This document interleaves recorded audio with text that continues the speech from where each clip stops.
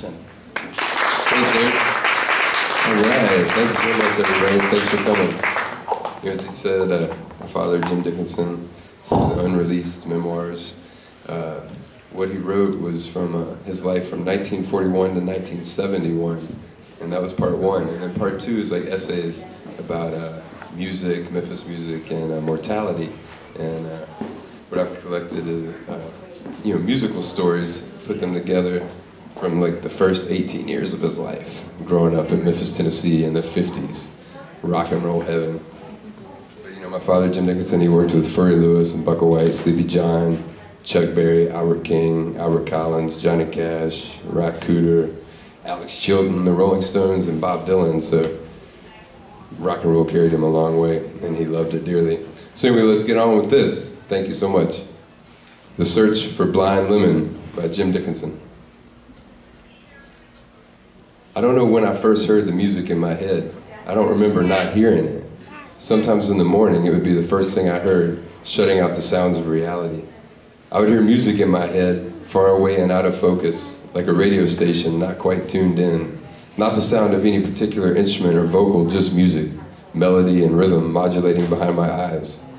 A solo performance, just for me, an unseen companion, the very sound of my living, inside me, my own personal broadcast that the radio in my head played at its own will. I had no control over it. My mother gave me the gift of music. Conservatory trained as an accompanist, she played the piano in the Baptist church most of her life, for which she would never take a nickel. Her father played piano and his father before her. Her mother played the banjo and violin. My mother would sit at the upright piano playing and singing song after song off old pieces of sheet music from her past. She would sing the words on the sheet music, and I searched these songs for meaning. Like the cowboy songs of Gene Autry and Red River Dave, each song told a story of a place and time far away. My family would sit in the front room of a Chicago apartment by the lake and listen to the news of World War II come over the big brown radio. The war was far away. The stories and music from the radio came from far away. But every afternoon there was a show that came from Chicago. Two-Ton Baker, the music maker. He played the piano, sang, gave the news, the weather, and assorted running commentary, and never stopped playing the piano underneath the dialogue. He played differently from my mother. My father said he played jazz. He had a theme song, "There's Just One Place for Me, Near You," that he played every day at the beginning and end of his show. My father liked Two-Ton Baker, and so did my mother and I. It was something that we shared.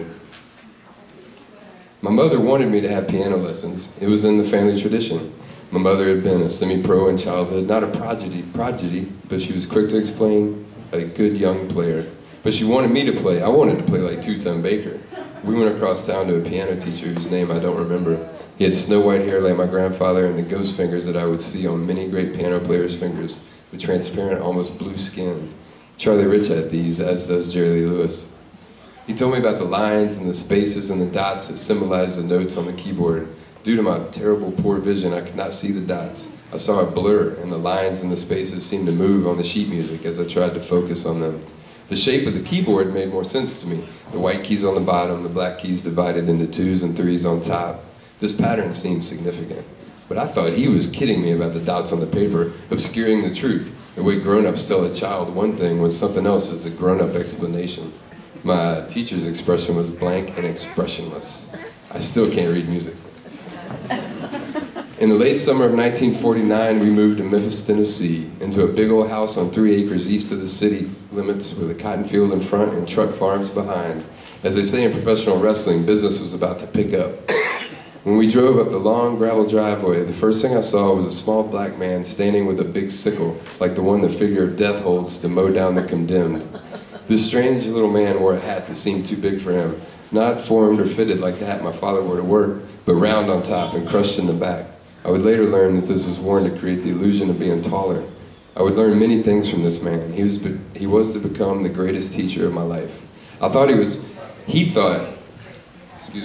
think he thought it was a part of his job to teach me to be something besides a wise-ass kid, which is what I was. Everyone called him Alec, Smart Alec, although that was not his real name. My father had hired him to clean up the property, which had been tied up in a divorce case and allowed to run wild. I spent a lot of time in the new environment of trees, bushes, and drainage ditches that was our yard. But Alec did all the work, mowing grass and trimming the hedge that surrounded our house. I followed him around, and slowly he taught me many things. How to tell the time of day by my shadow on the ground, when it was going to rain by the leaves on the trees, how to throw a pocket knife underhanded, how to shoot craps and play pity-pat, smut, and red dog. He told me stories of his weekend adventures with moonshine and dice games and Car 45, the local police car. Alex sang while he worked, sometimes songs without words, just long vowels that sounded like an animal howling or a tortured soul moaning in the lonesome night. He sang as he worked to make it go faster, smoother, to pass away the time. At noon, he would come into the house to eat lunch. He would tune the kitchen radio to WDIA, the black spot on the dial, and listen to Moo-Ha and Honey Boy and Bless My Bones, Brother 3-0 Wade, play music I'd never heard before. I'd heard boogie-woogie piano, and one day over the car radio, I'd heard a loose horn-driven instrumental with a rhythm section like the band at the circus. My father told me it was Dixieland, but I'd never heard music like they played on WDIA. The beat was heavy and repetitive. The notes were long and mournful like songs in church. The piano didn't sound like my mother or Two-Ton Baker. It was wild music that seemed about to spin out of control. At this time in America, no lines were stronger than the racial barriers. In Chicago, the races, even the nationalities, had been separated by neighborhoods. Interaction was rare. In Memphis, there were black people everywhere, but confined within the invisible walls of segregation. It was black and white. Jesus loves the little children, but there were rules: drinking fountains, restrooms, movie theaters, waiting rooms, public transportation, schools, laundromats, and churches were all rigidly and absolutely divided along black and white racial lines. Culture itself was exclusive to skin color. Strangest of all were the lines between black and white music. Beale Street was magic, the Harlem of the South.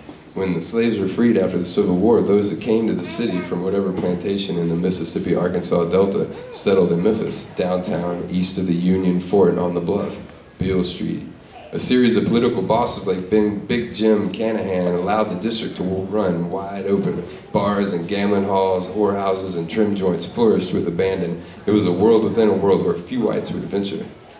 Replete with colorful characters and urban myths, it was a place of wonder to a young white boy. Music was everywhere. Speakers pumped the jive out of the sidewalks, and street musicians sat huddled on the corners playing for change from the passerby.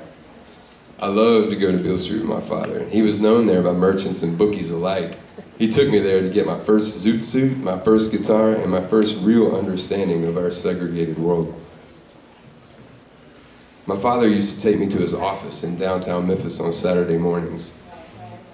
The front door to his building was locked on weekends, so we would use the side door that opened onto Whiskey Chute, an alley between Front Street and Main Street that the bootleggers had used during Prohibition to roll whiskey barrels up from the river to the Main Street taverns and speakeasies.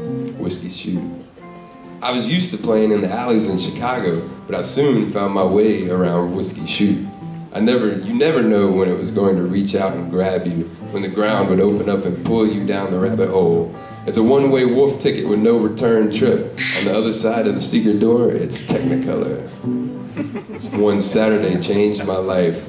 Just outside the door in the alleyway, 4 black men were playing music. A 4-string tenor guitar, a violin, a man tapping a washboard with drumsticks, and a man thumping a string tied to a broomstick and run through a wash tub and singing. They were making the strangest music I'd ever heard. The men were dressed like field hands or hobos. There was a white couple jitterbugging in the alley, acting drunk, as a tall, thin man with the washed up bass sang, "Come on down to my house, honey. There ain't nobody home but me." He laughed and went down on the low broomstick and shouted, "Yeah, yeah, yeah," and laughed some more. I was hypnotized. It was like being hit over the head. Never in my short life had I heard anything that so moved me. It was like music from heaven, yet these men were clearly not the angels described to me in my mother's church.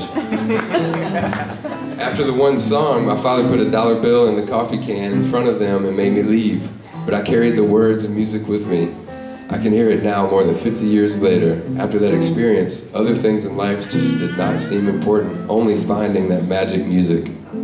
Although the musicians were right in front of my eyes, clearly living blocks away in the Beale Street community, the social lines were drawn so strongly that they were utterly inaccessible to me, a young white boy. So how would I discover more about them? I went to the library. There was only one book, Sam Charter's The Country Blues, about the birth of jazz. with one chapter about blues and jug band music called Memphis, the noisiest place on earth. Of course, it was the great Will Shade and the Memphis Jug Band in the alley, including Charlie Birch on guitar, his cousin Good Kid on washboard. I didn't find out who the fiddler player was until years later when Charlie Musselwhite told me his name was Red Roby.